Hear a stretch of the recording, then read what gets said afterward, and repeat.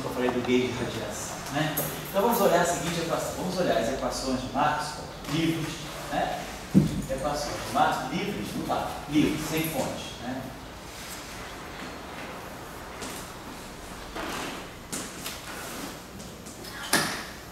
Fonte zero, não tem fonte. Então vamos pegar as equações que interessam para nós aqui, né?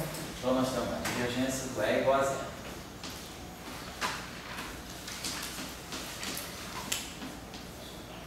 Rotacional do B igual a 1 sobre C2. Então vamos dizer o seguinte, vamos dizer que a gente fez já os potenciais, então, são genéricos. Então, potenciais genéricos, vamos fixar potenciais, né? Vamos dizer, arbitrários.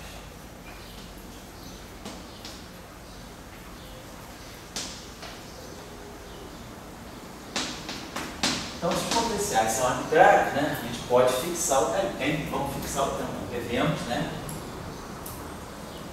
fixar o gauge. Então, vamos escolher aquele que nós já tínhamos visto, chamado gauge de Lorentz ou gauge de covariante. Vamos escolher essa condição aqui, 1 sobre C2, dφ dt, mais divergência de A igual a zero.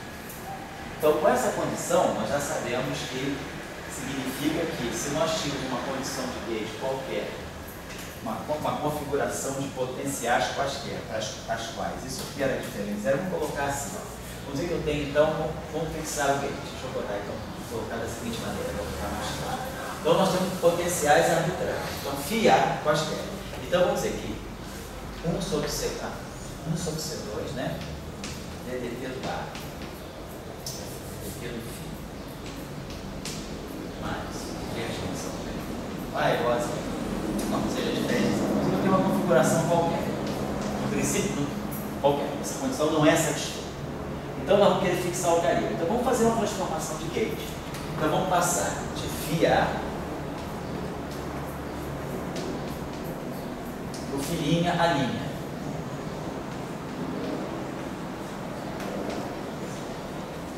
Tal que,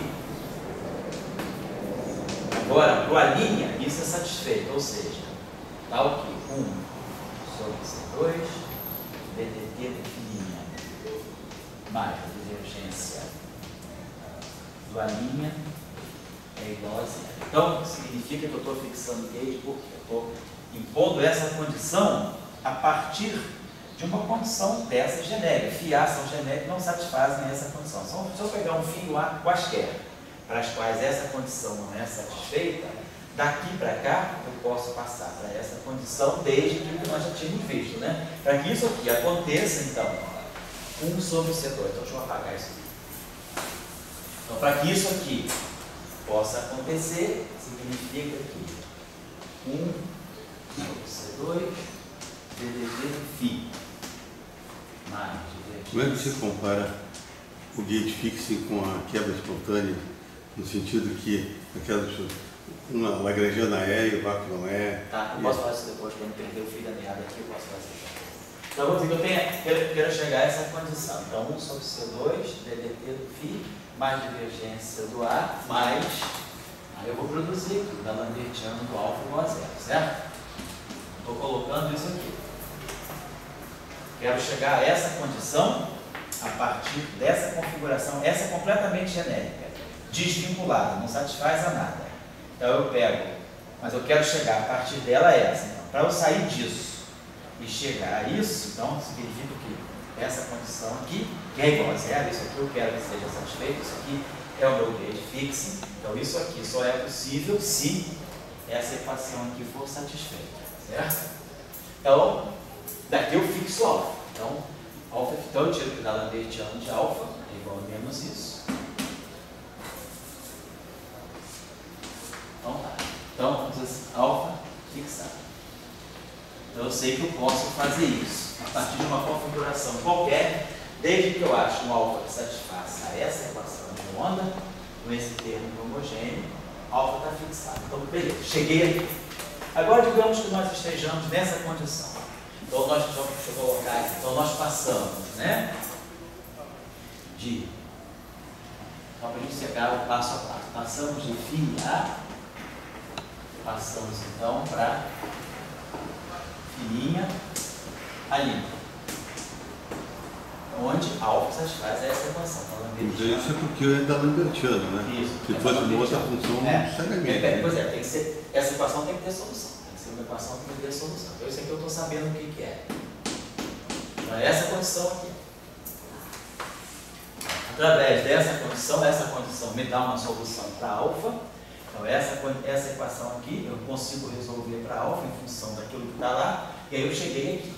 Muito bem. Então essa condição aqui, então aqui nós temos 1 sobre C2 ddt de fininha mais divergência da linha é igual a zero. Muito bem, mas agora vamos perceber o seguinte. Eu já posso fazer uma transformação aqui. Então essa é uma transformação de gauge. Então aqui eu tenho E e D. E agora, trabalhando nesse caso aqui, eu continuo com o mesmo E e o mesmo B. O E e o B não mudam. Eles não sentem a mudança. Quando eu passo de fiar para fininha a linha, eles não sentem a mudança. Estão tudo em casa. Agora, vamos dizer que eu passe dessa família para uma outra. Faça a seguinte transformação de gauge. Eu saio de fininha a linha para um φ duas linhas a duas linhas. Vou sair daqui para cá. Então, eu vou ter φ duas linhas igual a fininha mais ddt de um beta. E o A duas linhas igual ao A menos o A linha menos o gradiente do beta. Eu fiz uma outra transformação de gauge. Mas, essa transformação, depois já está resolvida.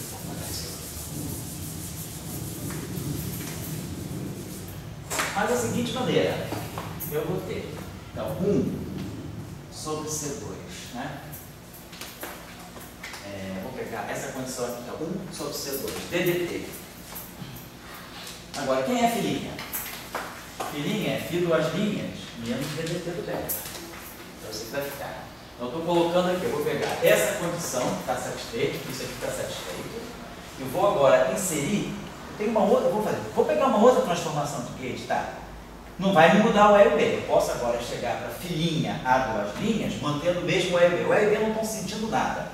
Mas agora eu vou pegar essa equação aqui, essa condição de gauge fixa, tá? Para o filinha e para a linha, eu vou reescrever em função do φ duas linhas e do A duas linhas. Então aqui eu vou ficar ddt de φ duas linhas menos ddt do beta. Então vai ficar φ duas linhas menos ddt do beta. Vai ficar menos 1 sobre C2, D2, dt2 do beta. E esse termo aqui, divergência do A duas, de A linha vai ser divergência do A duas linhas mais o gradiente do beta.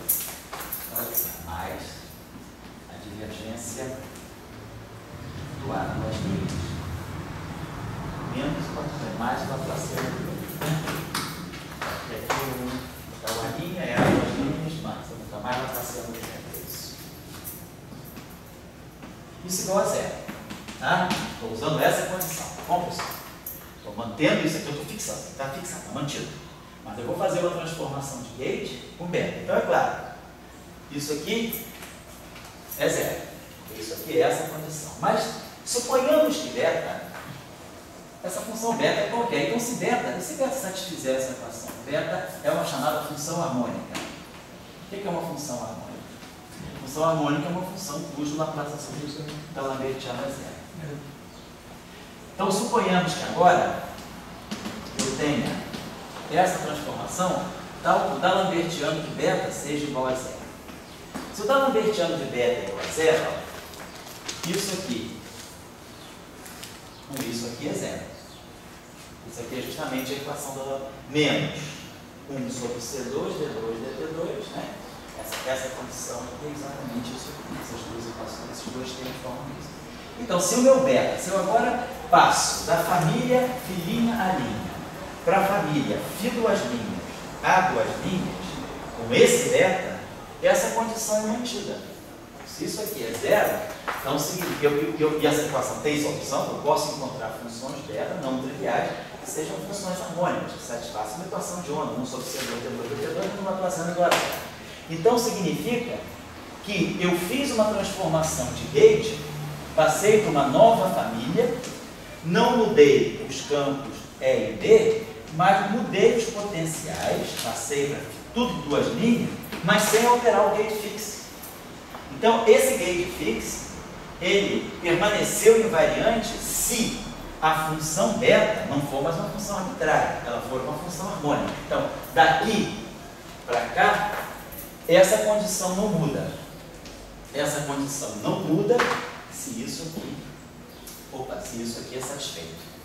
Então, para a função beta harmônica, eu mudo os potenciais, mas não mudo a condição de gate fix. Então, eu estou agora trabalhando com campos, passei daqui para cá, não mudei o E e B, passei daqui para cá, não mudei o E e B, e quando eu passo daqui para cá, eu também não mudei o gate fixing. Por quê? Porque eu estou dizendo, eu vou estar trabalhando com a minha função que faz a transformação de gate, agora é uma função harmônica. Então, se eu escolher uma função harmônica, nada aconteceu. Então, vamos passar agora passar direto, né? Do φ para 2φ. Eu posso passar do φ 2 direto também, só que não é uma função harmônica. Se eu passar do φ direto do φ para 2φ, esse aqui não satisfaz a essa condição. Então, não pode ser uma função harmônica, certo? Legal? Essa transformação aqui, com a função harmônica, ela só é possível se eu passar de uma condição em que isso seja zero para uma condição em que isso também seja zero. Tá? Essa condição aqui não pode ter mudado, porque é isso que me garante que essa solução é harmônica. Se isso aqui é zero, e eu quero que isso seja zero, o único jeito é dar uma medida do beta ser zero. Agora, se eu passo daqui diretamente para cá, não dá, porque isso aqui é diferente de zero. Não é isso que eu estou dizendo. Muito bem. Deixa eu apagar isso aqui. Gozado, na primeira, o alfa satisfaz uma equação de onda não harmônica. Não é harmônica, satisfaz uma equação de onda. Agora a próxima, quando você muda de novo, já é harmônica. E se tivesse mais uma, quão melhor seria? Pois é. Procura o que você acha. O que eu quero dizer agora? Eu passei daqui para cá. Você está passando de uma família para outra, mas aquele alfa que fez a equação de Maxwell já apareceu um beta. Isso. Eu estou usando, porque esse alfa é arbitrário, então eu posso escolher um alfa qualquer. Aí fixei o alfa para aquela equação que o Chico falou, homogênea. Mas aí eu percebi que essa condição de gate fix, ela tem uma simetria residual. O próprio gate fix é invariante de gate se eu considerar transformações só harmônicas. Sempre que essa condição aqui, isso aqui, se eu fixar essa condição aqui, se isso aqui é zero, eu posso daqui para cá passar para uma condição que seja ddt do filinha mais divergência de o A' igual a zero, desde que o D'Alembertiano de alfa seja zero. Se eu escolher uma função harmônica desde o começo, eu posso sair daqui igual a zero e chegar aqui igual a zero. Quer dizer, a condição de gate fixe, ela não é invariante de gate em geral. Mas se você considerar transformações de gate com funções harmônicas, a condição de gate fixing de Lorentz é invariante sobre esse tipo particular de transformação de gate. É isso que eu estou dizendo. Bom, então nós chegamos nessa segunda família sem sair da condição de gate de Lorentz. Essa segunda família também está na classe de gate de Lorentz por causa dessa condição. Eu posso encontrar beta que satisfaça isso.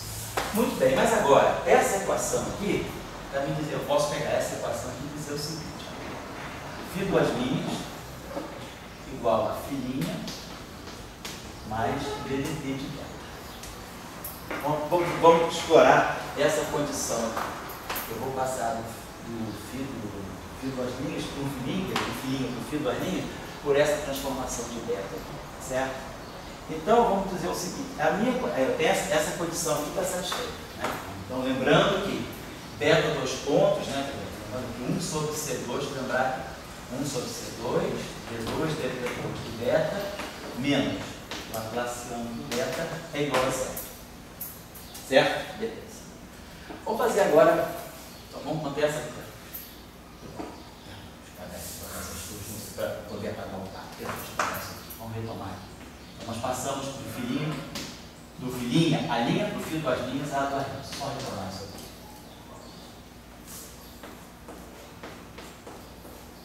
Então, isso aqui é verdadeiro e isso aqui é verdadeiro. 1 sobre C2, ddt do beta, mais divergência.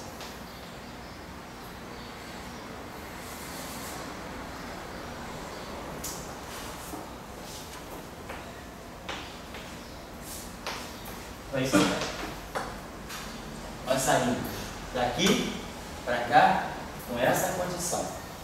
Então, isso aqui satisfaz aquele gate fixe e isso aqui satisfaz esse gate. Só organizar. Agora vamos tentar o seguinte. Vamos pegar essa condição.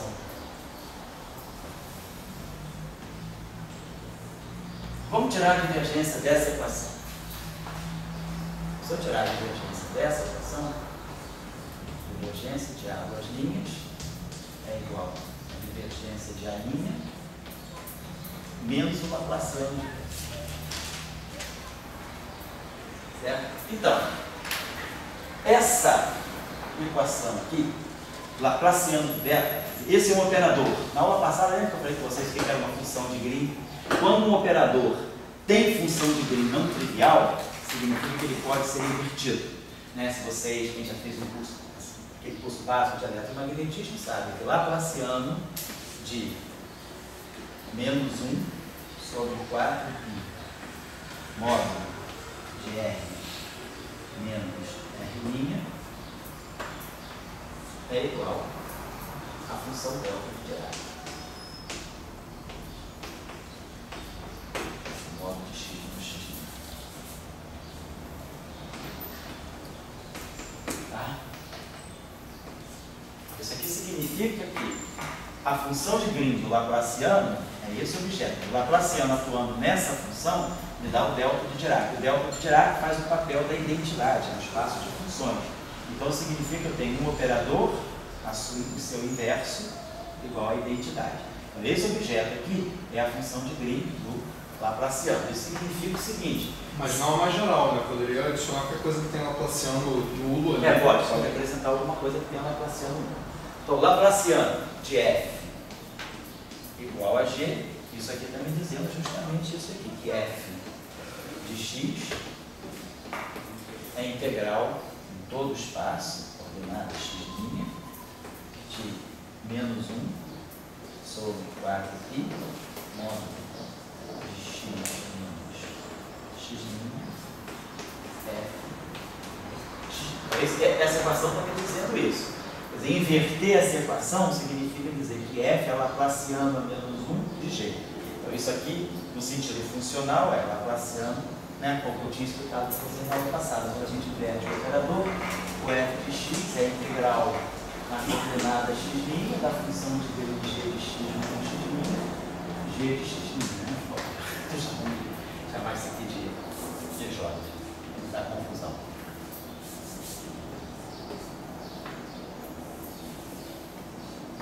O conceito de função de Green. Se eu aplicar o operador aqui, o operador atuando aqui dá um delta de Dirac, o delta de Dirac mata essa integral e dá o operador F igual a J.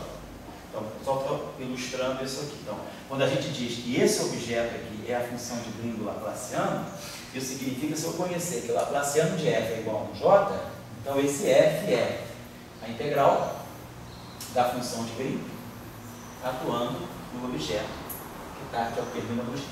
Só estou lembrando isso. Então, por que eu estou falando tudo isso? Porque aqui eu tenho um Laplaciano de beta.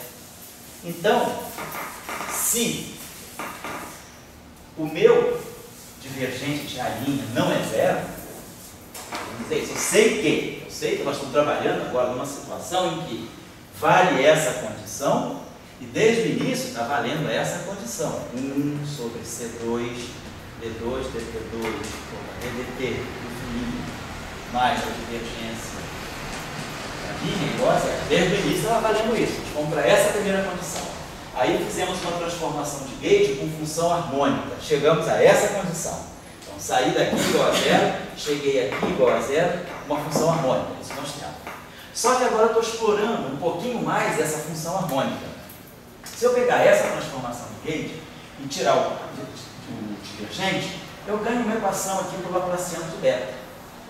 E eu estou nessa situação. Nada me diz que esse termo é zero.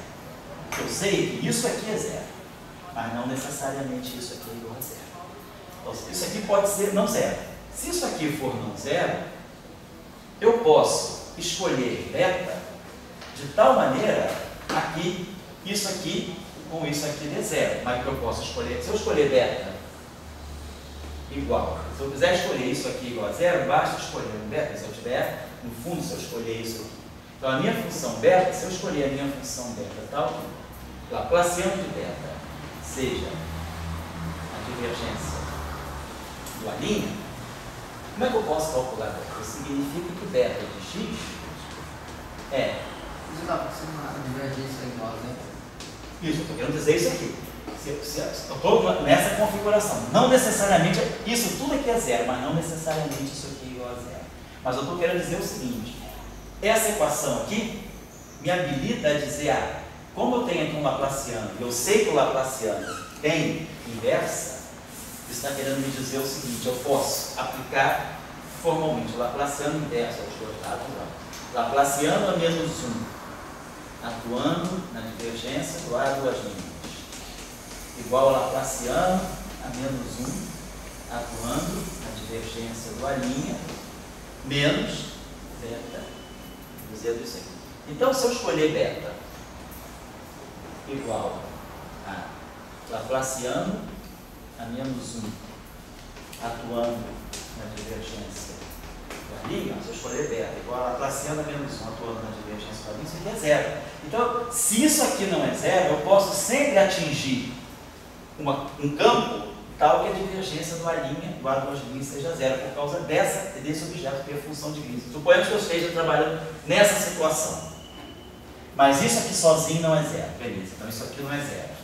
Mas se eu escolher beta desse modo aqui, ó, isso aqui bate com isso dá zero, isso dá menos isso. Então, se eu escolher esse beta, e isso é possível porque essa função de Green existe, então eu posso sempre, a partir desse cara não zero, escolher um beta que me anule isso aqui. Então, o que eu estou querendo dizer com isso é que, se nós sairmos, se nós estamos nessa condição, mas isso aqui não é zero, essa transformação de gauge, que vai por duas linhas e que mantém isso aqui, ela me garante que eu posso zerar isso aqui. Então, eu posso, a partir desse beta, igual a D'Alembertiano a menos 1, atuando na divergência do A', eu posso chegar a isso aqui, divergência do lado das linhas igual a zero. Então, eu tenho como zerar a divergência do lado das linhas por causa dessa transformação de gauge. É particular, porque eu tenho esse beta harmônico que eu pude manter isso aqui. Aí eu posso escolher, a partir dessa equação aqui, eu manipulo essa equação com a divergência e vejo, esse objeto tem função de Green. Então, se esse objeto tem função de Green e esse cara não é zero, eu posso calibrar o meu beta desse modo a zerar isso. Então, eu posso atingir, por todo esse espaço que eu fui realizando, eu posso sempre chegar a essa configuração aqui. Mas ali só partiu daquelas equações.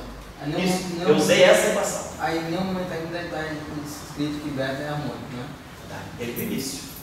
Isso aqui só é possível porque... Por que eu quero beta harmônico? Certo. Beta já é harmônico. Então, beta já é harmônico. Além de ele ser harmônico, eu posso prever ele desse jeito. Pode, isso. Além dele ser harmônico, você pode calcular ele pode satisfazer essa condição. Porque essa condição aqui é compatível com isso. Né? O fato dele ser harmônico não significa que essa condição não possa ser de corte. Eu sei que ele é harmônico e depois dele ser harmônico, eu já posso pôr essa condição.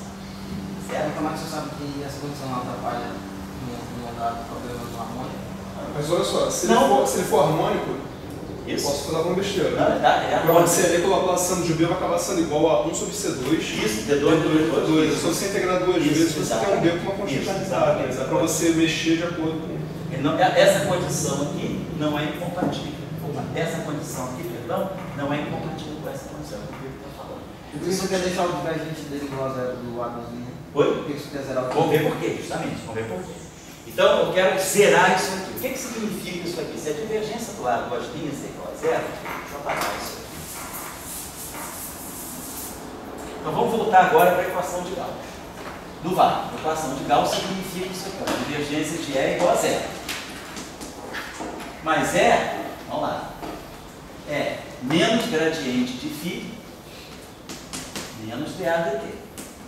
Continua sendo zero. Você quer desde o início. Aí eu escolhi o meu gate fix. Fui para a família, filinha, a linha. O E é o mesmo para filinha e para linha. Se eu for do filinha a linha para o φ duas linhas, A duas linhas, o E continua sendo o mesmo, porque eu tenho invariância de gate, essa condição. Então, quando eu escrever a equação de Gauss nessa família de potenciais, e eu estarei usando agora essa condição que é possível por causa dessas etapas que eu mostrei a vocês, então a divergência do A duas linhas é zero. Então, se a divergência do A duas linhas é zero, significa então que eu fiquei com a seguinte equação, Laplaciano do φ duas linhas igual a zero. Então, essa transformação de gauge está me mostrando que eu consigo, na verdade, escrever, porque não tem fonte, porque não tem rho. Rho é igual a zero. Então, essa equação, então, Laplaciano de φ duas linhas igual a zero, tem como solução, se eu não tiver carga nenhuma, a solução dessa equação é φ duas linhas igual a zero. É aquela equação que a gente tinha lá, né? Eu quero que meu campo, se eu não tenho fonte no infinito, meu campo caia a zero no infinito, a única solução do Laplaciano de φ duas linhas igual a zero é essa solução. Então, se o φ duas linhas é zero, aí essa condição aqui está valendo para o φ duas linhas. Se o φ duas linhas é zero, então a divergência do A duas linhas é zero. Então, o que eu estou querendo mostrar a vocês é que, se eu estiver trabalhando com a radiação no vácuo, isso sendo zero, implica que isso é zero. E aí, com essa condição de gauge, isso sendo zero, implica que isso seja zero. Então, isso é o chamado gauge de radiação. Mas eu posso dar claro? Eu também não peguei. Aonde? Do Laplaciano para o φ igual a zero. Laplaciano de φ igual a zero, se você não tem fonte nenhuma no espaço, você não tem absolutamente nenhuma fonte. Sim. E você está trabalhando no regime em que os campos caem a zero no infinito, então, se você tem solução Laplaciano de φ igual a zero e condição de contorno, o φ do infinito é igual a zero, a única solução de φ. Porque tem uma solução só, essa é uma solução possível, né? Então, aqui. Agora, se isso aqui é zero, essa condição de gauge me mata a divergência de A. Então, o que a gente está mostrando com isso? A gente está mostrando com isso que, quando a radiação é livre, impor o gauge de Lorentz ainda é uma condição muito frouxa, né? Quer dizer, quando a radiação é livre, então, radiação, vou colocar aqui, radiação livre. Não tem fonte nenhuma, a radiação está se propagando livre no vácuo. Então, nós impusemos essa condição.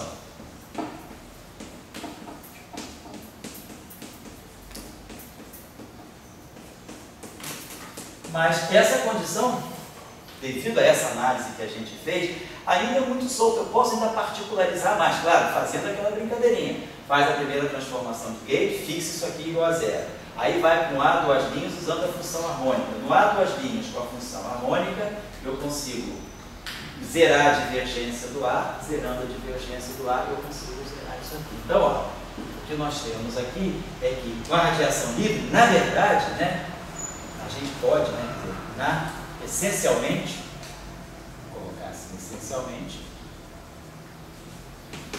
o que se tem é φ igual a zero e divergência de A igual a zero. Então, esse é o que a gente chama de gauge de radiação. É quando você zera o componente, né, escalar, o componente φ, e trabalha com a máquina divergente. Então, o fóton que vem do Sol, que é o fóton livre, né, está propagando livre no vácuo, ele satisfaz essa condição aqui. Quer dizer, aquelas ondas planas que a gente estuda, que é perpendicular a B, E e B são perpendiculares a capa, a gente estuda em função do campo em geral, mas na verdade a gente pode fazer isso com o potencial. Se eu pegar então esse potencial, φ igual a zero, e o A igual a 1 a 0, cosseno, vamos dizer assim, de kx menos ômega t. Vou pegar essa solução de onda plana aqui para os potenciais, né? Então, essa solução aqui, divergência de A igual a zero, significa que K escalar a zero é igual a zero. Isso aqui é essa condição. Os passos de Fourier. Vou tirar a divergência daquela equação, vai K escalar a zero, sendo que kx menos ômega t é igual a zero, então K escalar a zero é zero. Então vamos tirar o campo elétrico. O campo elétrico é menos gradiente de φ, que é zero, menos dA dt. Menos dA dt vai ficar com ômega a zero. Quando eu derivar isso aqui em relação ao tempo, eu vou produzir o menos ômega, mas a derivada do cosseno é menos seno. Vai ficar ômega a zero seno kx, né? Menos ômega t. Então, esse é o meu campo elétrico. O campo elétrico não é zero. O φ é zero, mas o campo elétrico não é zero, porque o campo elétrico é totalmente alimentado pelo dA dt. E o campo magnético, que é o rotacional de A, o rotacional vai produzir o K vetor, mas a derivada do cosseno é menos seno. Então, isso aqui vai produzir menos K.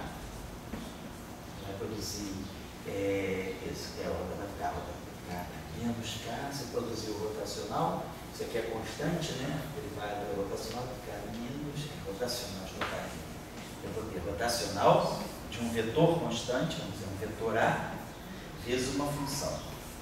Então, isso aqui é epsilon i j kappa dj do AK.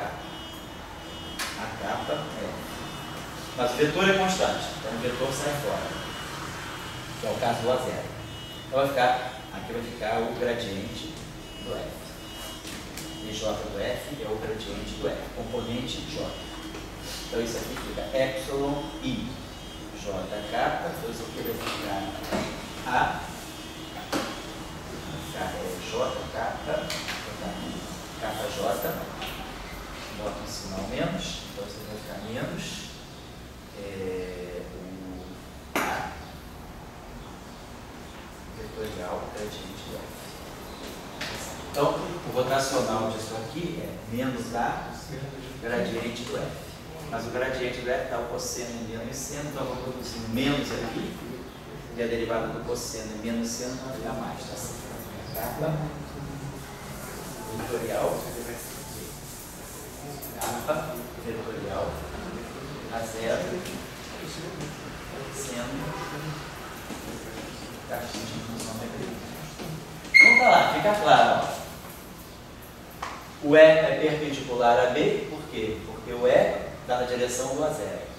Mas aqui eu tenho K vetor a zero. Então esse vetor aqui é ortogonal a K e esse vetor aqui é ortogonal ao A zero. K escalar é zero porque K escalar a zero é zero. Então realmente eu tenho aquela historinha, né? Eu tenho um triângulo se propagando, o vetor de onda é K, o campo elétrico vibra numa direção ortogonal a K, que está na direção do A zero, e o campo magnético é perpendicular ao K, e a propagação é perpendicular ao A zero. Então, isso aqui, vamos dizer, é a radiação livre. Oi? Tem que ser de menos ali, não? Pode ser que tenha.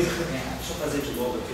Você também não faz a mínima diferença do que eu estou falando, mas vamos fazer porque se estiver errado é importante vocês corrigirem. Porque para o que eu quero mostrar aqui, eu quero apenas mostrar que o E é ortogonal, que o K é ortogonal ao E, e que o E é ortogonal ao B e ao K. É isso que eu quero mostrar, mas vamos ver o sinal, vamos fazer de novo essa equação. Eu tenho isso aqui.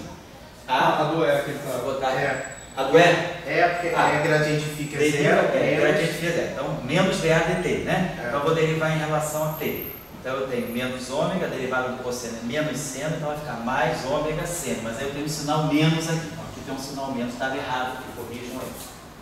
Eu errei o sinal menos aqui, porque eu esqueci disso aqui. É menos gradiente de φ, menos dA dt. Então, isso aqui é zero. Mas eu tinha esquecido desse sinal menos aqui. Então, isso aqui está corrigido. Vamos fazer de novo esse aqui também, que eu posso ter errado.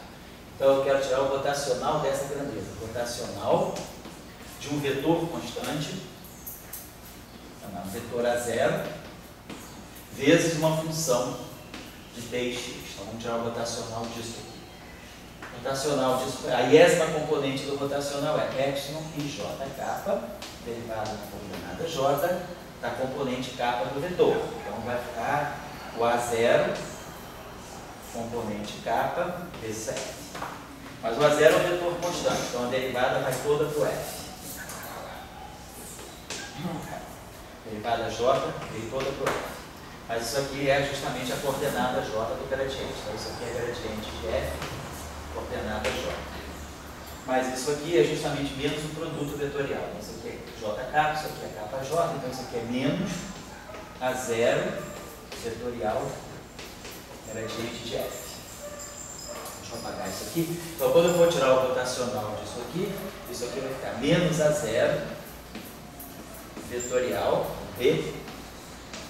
Está aqui, né? E é rotacional de A.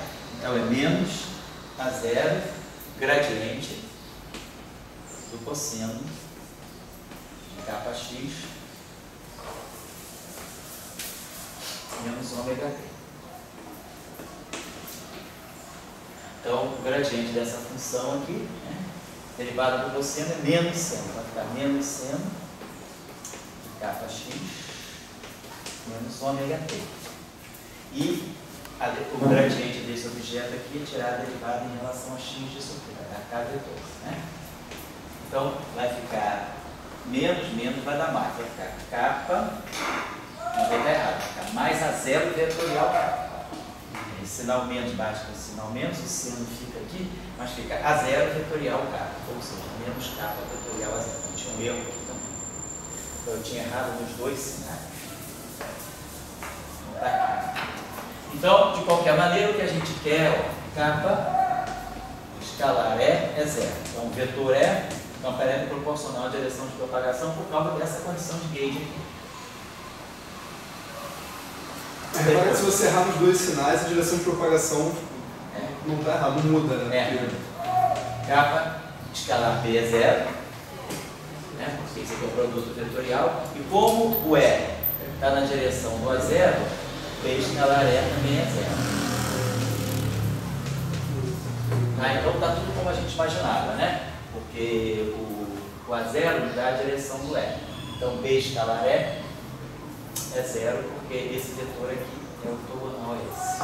Então tá legal, vamos ficar. Mas eu só estou querendo chamar a atenção de vocês, né, que no caso da radiação livre se propagando no vácuo, toda a física do fóton foi retirada do fim. Toda a física está só no potencial vetor. E assim mesmo na parte transversa do potencial vetor. Porque a parte longitudinal está cancelada aqui.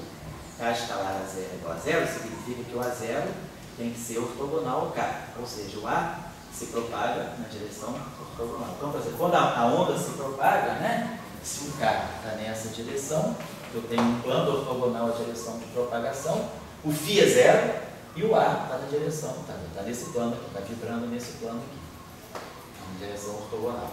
E o campo F e o campo B, então, nesse mesmo plano, e de tal maneira que o campo elétrico está ao longo do A0, quer dizer, o campo elétrico fica todo na direção do A e o campo magnético fica ortogonal ao A. Certo? Então, mostrar que no caso do campo eletromagnético, no caso da radiação livre, a gente pode jogar toda a informação física só para o A. Eu posso zerar o fio. Não posso zerar o A. Se eu zerar o A, eu posso zerar a divergência do A, mas se eu zerar o A, eu zero o B. B rotacional de A. Se o A é zero, B é zero. Então, como é que eu posso propagar uma onda com B igual a zero se eu preciso do dB/dt para alimentar o rotacional do A, do E, né? Então, não dá para zerar o A, porque senão eu zeraria o campo magnético. Zerando o campo magnético, eu não tenho B, não tenho dB/dt para dar o rotacional de E, que Faraday Lenz é importantíssimo. Então, eu posso zerar o φ. Por quê? Porque eu zero o φ sem zerar o E, porque eu tenho grau de liberdade do E que vem de ADT. Né?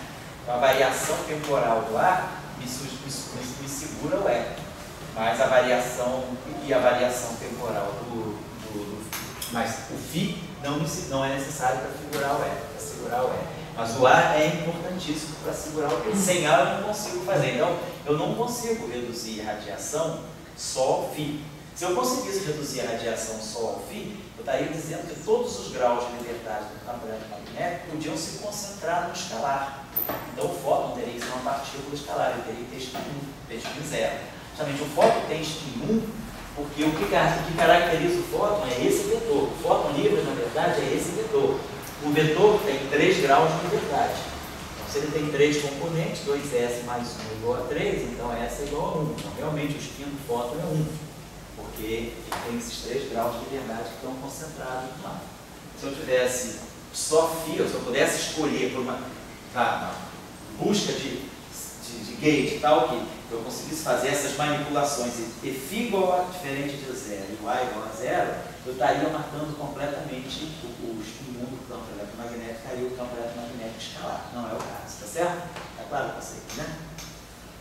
Tá bom, só para. No campo eletromagnético eu acho que isso, mais as tarefas que eu deixei, dá para vocês aprenderem mais coisas. Agora eu vou fazer um outro exemplo ainda, numa situação um pouquinho diferente, mas que tem mais simetria, que gauge também pode ser interessante para nós. Vamos pegar a seguinte situação.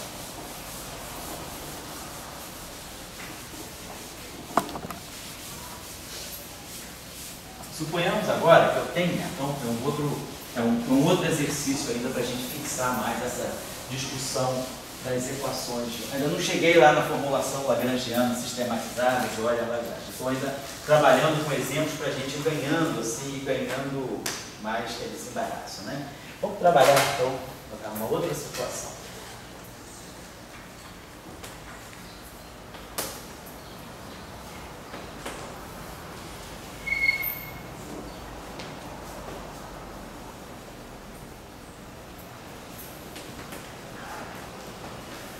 Situação menos popular. O caso de Lorentz é muito popular porque eletromagnetismo a gente vê lá desde a física 3, a gente está sempre acostumado a mexer com φ.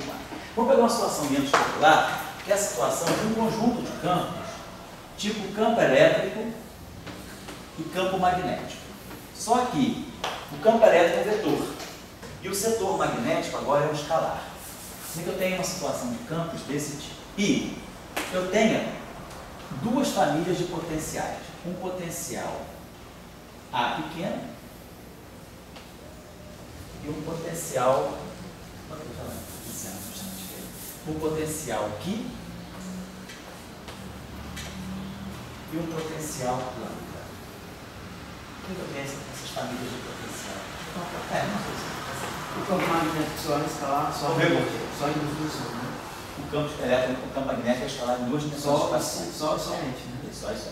Agora, isso aqui não é necessariamente, estou em 4 dimensões aqui, que é caso normal.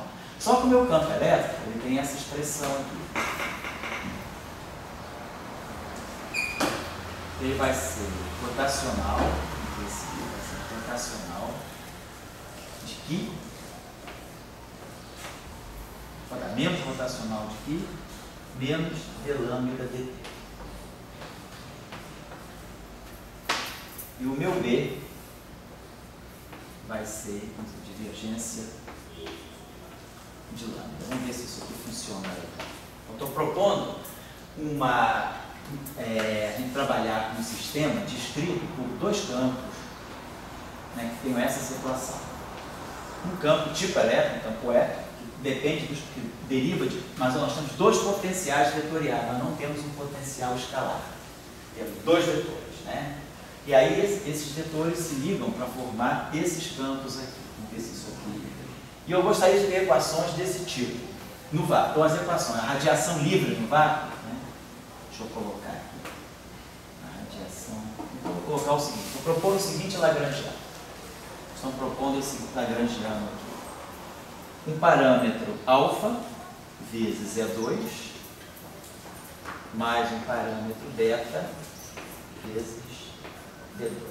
Vou colocar, tipo Maxwell, E2, B2. Bom, só para você ver aqui um escalar. Vamos ver se a gente pode acertar a simetria de gauge aqui. Eu vou querer trabalhar com esses campos de tal maneira que, observe uma coisa aqui. Se eu jogar em cima de lambda um rotacional, a divergência rotacional é 0. Então, se eu jogar em cima de lambda um rotacional, o D fica invariante. Mas se eu jogar em cima do lambda um rotacional, para o E ficar invariante, aqui apareceria o rotacional, deveria aparecer o rotacional de um DDT para compensar. Então, o que nós estamos propondo aqui é que a simetria de Gates seja a seguinte: Q' vai em Q mais o gradiente, mais o aqui vai em Q' mais o gradiente, não, mais o rotacional, mais o DDT de uma certa função vetorial que eu vou chamar de alfa. E que o lambda linha, que é o outro potencial, seja lambda mais menos gradiente, menos rotacional do alfa. Vamos ver se isso aqui funciona. Se eu fizer esse conjunto de transformações, meu que vai, aqui eu vou produzir que linha, né? Eu vou querer produzir aqui que linha. Então aqui vai aparecer um DDT do alfa. Então vai ficar menos rotacional do DDT do alfa. Mas aqui vai aparecer mais DDT do rotacional do alfa. Então essas transformações que estão aqui, elas aqui vão se cancelar, e aí vai sobrar rotacional do alfa linha e DDT do lambda linha. Então o que nós estamos dizendo é que esse campo aqui é invariante, segundo essas transformações. Eu mudo os potenciais, mas não mudo o R. Da mesma forma que eu estou mudando o lambda, mas não estou mudando o B. Então essas duas transformações aqui seriam novos tipos, né? Seria uma nova categoria de transformação de gauge, em que, ao invés de eu ter um parâmetro vetorial, ao invés de eu ter um parâmetro escalar, eu tenho um parâmetro vetorial. Quer dizer, com essa transformação eu consigo. E tem uma outra coisa a mais que eu acho que eu posso fazer aqui, que é o seguinte: eu tenho uma transformação segunda. Eu posso, uma outra, não só essa transformação eu transformo simultaneamente o que e o lambda. Mas eu posso fazer uma outra transformação em que eu não transformo o lambda, tem uma outra categoria de transformações em que o lambda linha é igual ao lambda. Mas o que linha é o que mais o gradiente de uma função beta. Se eu fizer essa transformação aqui, lambda linha é igual a lambda. Então tá, não muda. Aqui não muda. Mas se eu acrescentar a esse aqui um gradiente, o rotacional de um gradiente é zero. Então, essa é uma outra transformação. Então, esse meu sistema é um sistema mais elaborado no sentido que eu tenho duas simetrias de gauge independentes. Uma simetria com um parâmetro vetorial, vamos dizer, alfa, que simultaneamente toca os dois potenciais, mas deixa os campos invariantes, e essa simetria que só toca um dos potenciais, mas que deixa também os campos invariantes. Então tem duas categorias de simetria de gauge. Eu tenho uma simetria caracterizada por um parâmetro beta, até vou fazer um beta, quer dizer, uma simetria caracterizada por um parâmetro vetorial alfa, e um parâmetro escalar beta. Então eu tenho quatro parâmetros à disposição aqui, para mexer com essas duas simetrias aqui, tá certo? Essa equação aqui, né? Então, bom, eu tenho isso aí. Então, eu tenho, é uma situação um pouco mais, apesar de eu ter um sistema de campos mais simples do que o campo eletromagnético, o que eu estou chamando assim, não é entre aspas, né? Não tem nada a ver com o campo eletromagnético, mas o que seria um campo B, ele é simplesmente um escalar, e o outro campo é um vetor. Então, ao invés de ter dois campos vetoriais, E e D, eu tenho um vetor e um escalar, diferentemente do eletromagnetismo. Só que a situação dos campos me permite uma maior riqueza de simetria de gauge. Então, eu tenho um sistema bem diferente do sistema eletromagnético. Eu tenho duas simetrias de gauge diferentes, locais, duas simetrias de calibre independentes, e tenho dois potenciais de natureza vetorial. Me falta que eu não tenho um potencial de natureza escalar. Vamos ver então esse lagrangiano. Agora, o lagrangiano é invariante de gauge? É, completamente invariante de gauge. Vou adotar aquele ponto de vista. Nós estamos na teoria clássica. A teoria clássica, a descrição clássica, vai me dar equações de Euler-Lagrange. Com as equações de Euler-Lagrange, eu vou ganhar as equações para E e para B. Depois eu vou ver as equações dos potenciais e vou ler os gate fixes.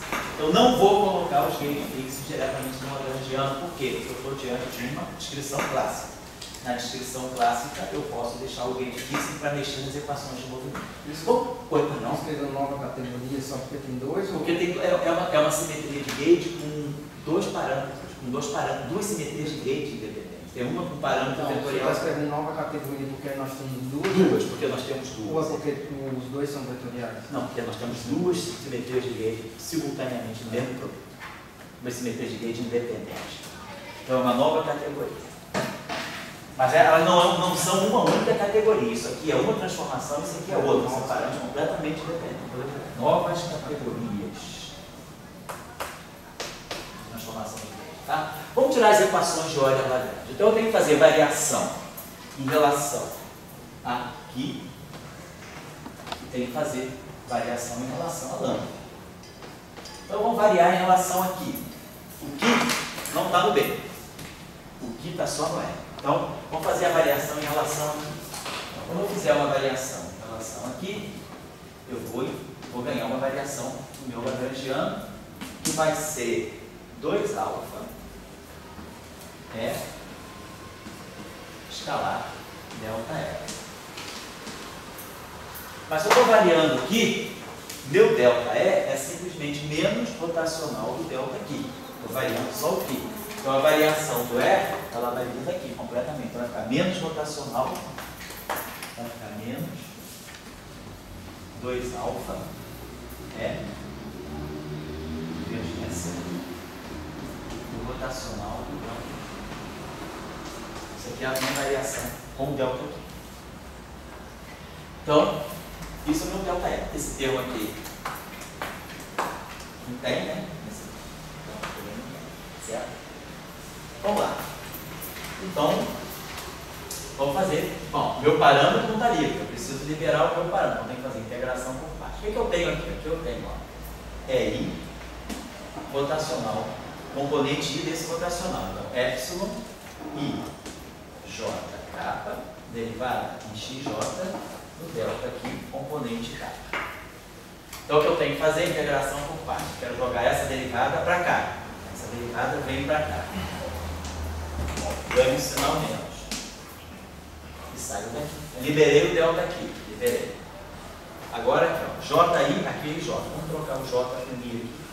E aqui fica mais.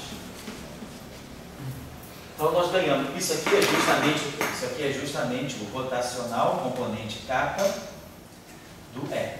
Então esse termo aqui pode ser escrito, na verdade, como sendo 2α rotacional de E escalar delta aqui. Então a primeira equação que nós temos, a primeira equação tipo Maxwell, está aqui então. Deixa eu botar, vou apagar aqui. Está aqui. Então eu vou aproveitar, só vou coletando as equações aqui. Então ficou. Então ganhamos essa equação, rotacional do campo E, no vácuo, é igual a zero. Agora vamos fazer uma variação em relação à lambda.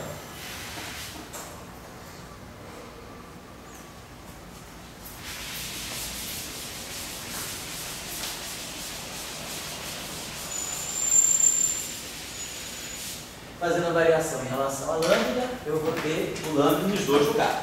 Então nós vamos ter 2α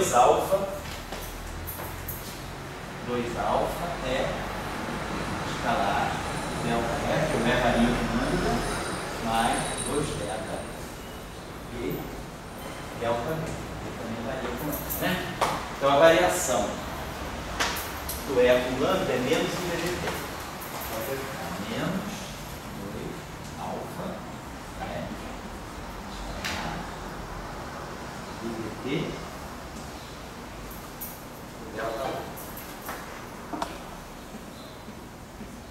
Certo? E aqui vai ficar mais 2θ V, e aí vai ficar divergência do delta V. Então nós precisamos ter a variação delta lambda isolada. Já aprendemos. Aqui eu tenho uma derivada temporal. Cada razão, sei lá, imagina lá no extremo, campo tende a zero, disperso os termos de superfície. Essa derivada temporal vai passar a atuar no E. Mas o sinal vai mudar. Vai ficar mais 2α ddt do E. Escalar delta lambda. E esse termo aqui é B divergente do delta lambda. Pegando por parte, esse termo que vai ganhar um sinal menos, esse termo aqui vai ficar menos 2 beta, então esse termo todo aqui, ele vai ficar menos 2 beta, gradiente do B, escalar delta lambda. Então eu posso fatorar o delta lambda. Então a nossa equação ficou 2α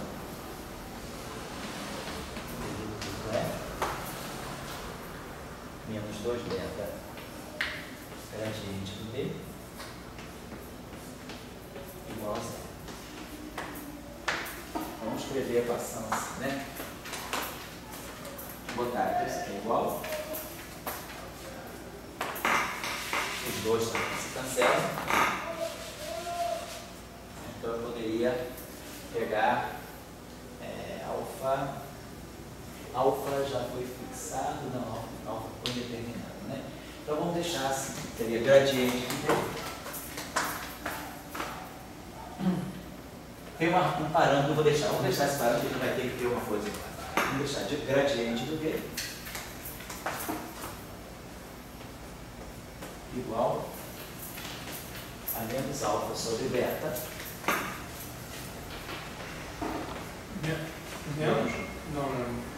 Não faz muita diferença. Não vai a proposta absorver, vamos conseguir direitinho, está certo, está errado. É alfa sobre beta, exatamente, alfa sobre beta, beta. Então nós ganhamos essas equações de campo. Vamos pensar aqui uma coisa. Campo elétrico é um vetor. Eu preciso conhecer um vetor rotacional divergente. As equações de campo estão me dando só o rotacional, mas me faltando a divergência. Deixa eu deixar isso aqui. Daí sai a divergência, né?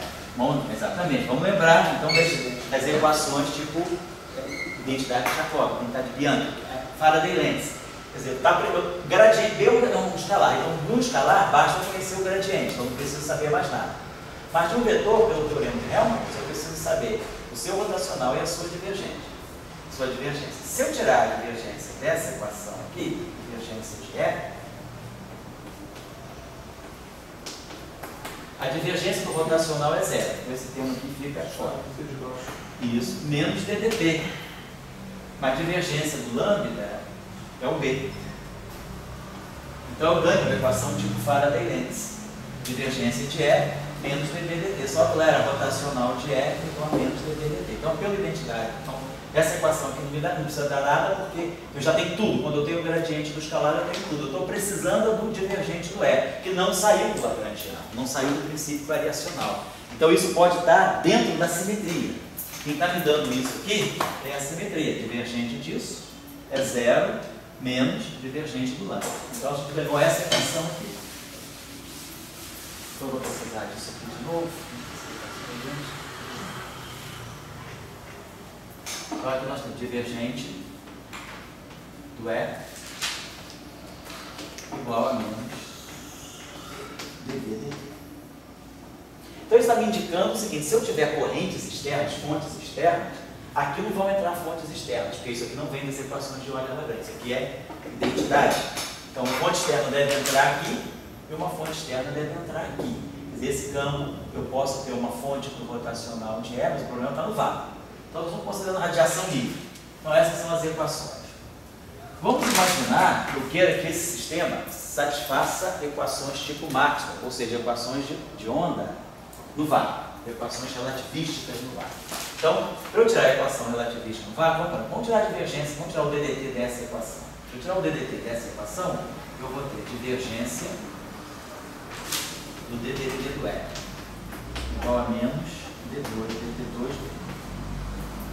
Estou querendo que esse cara aqui satisfaça, né? Uma equação tipo onda.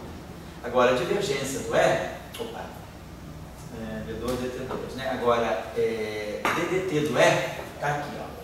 Posso usar essa equação. Isso aqui vai ficar divergente. Quem é o DDT do E? É B, alfa sobre beta, como eu tinha colocado errado, né? DDT do E é beta sobre alfa, vou botar aqui, beta sobre alfa, divergente.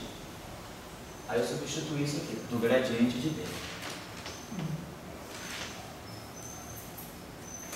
Igual a menos D2, DT2, B. Mas o sinal tá... Ah, tá, só... Ah, Certo? Sim, tem um parâmetro ali. Esse aqui, né? Eu ia falar, não, o sinal não tá do jeito que a gente quer, mas é só fazer o parâmetro. Vou acertar o parâmetro, exatamente. Então vamos colocar. Agora, divergência do gradiente é o laplaciano.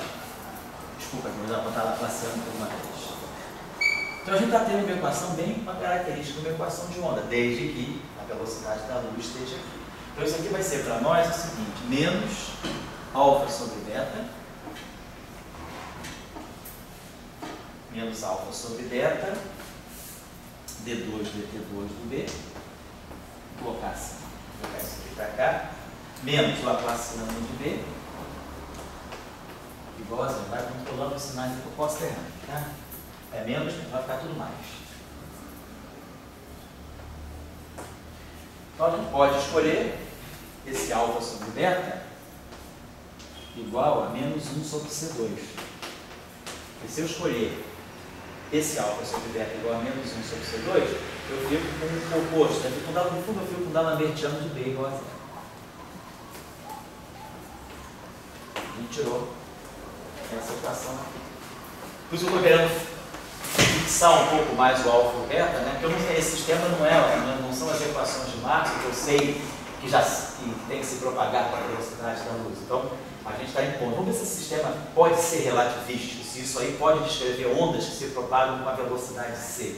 Então, por essa razão aqui, se parando alfa sobre beta for igual a menos 1 sobre C2, eu ganho uma equação de onda do tipo equação de D'Alemberto B. Agora, vamos ver se com essa mesma equação, com essa mesma condição aqui, o que a gente ganha para o campo campo vetorial. Então, para ter o campo vetorial, vamos derivar essa equação aqui. Vamos já levar em conta que alfa sobre beta é menos 1 sobre C2. Então, vamos dizer, isso aqui vai ser menos 1 sobre C2. Menos 1 sobre C2, digamos assim. Então, quero que isso aí seja A. Então, vamos tirar a derivada temporal aqui dessa equação. Então, eu vou ter gradiente do dB dt igual a menos 1 sobre C2, D2, dt2. Eu tirei a derivada temporal dessa equação. Mas agora, o dB dt é menos o divergente de E. Então, isso aqui vai ficar menos gradiente do divergente de E igual a menos 1 sobre C2, D2, dt2 do E. Então, vamos cancelar esses sinais menos D2. Agora, o rotacional do E é zero. Então, rotacional do E é gradiente da divergência menos o laplaciano. Certo?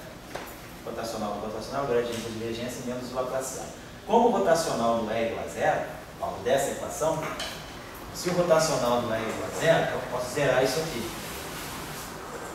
Então, o gradiente do divergente é igual ao laplaciano. Vou apagar isso aqui. Então, isso aqui fica laplaciano de E.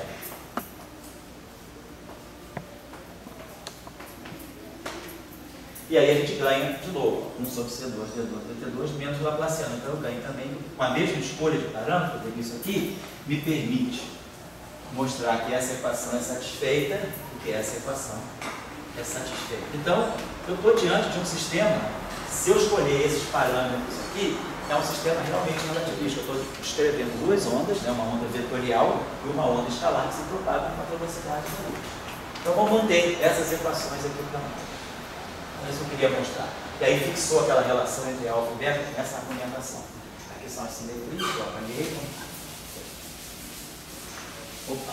Então, vamos colocar Então as equações de onda foram derivadas. Agora, tarefinha aí, né? Vamos pegar os potenciais. Então agora nós temos essas famílias de potenciais aqui. Então, parece que tudo fica legal com essas equações aqui. Então a gente já chegou, vou colocar isso aqui só para sumarizar aqui. Vamos colocar aqui. Então a gente chegou aqui. D'Alembertiano do E é zero e D'Alembertiano do D também é zero. A gente chegou às equações de onda que a gente esperava que pudesse obter. Muito bem. Vamos ver agora a equação para os potenciais. Eu apaguei aí, mas vamos lá. Só para me lembrar. O E é menos, né, rotacional de que? Isso? DDT do ano. Isso? E o D é o divergente do ano. Isso? Ou é menos? É mais divergente, né? Divergente do ano, né? Tá certinho, né? Tá. Tanto é que essa equação aqui é divergente do E.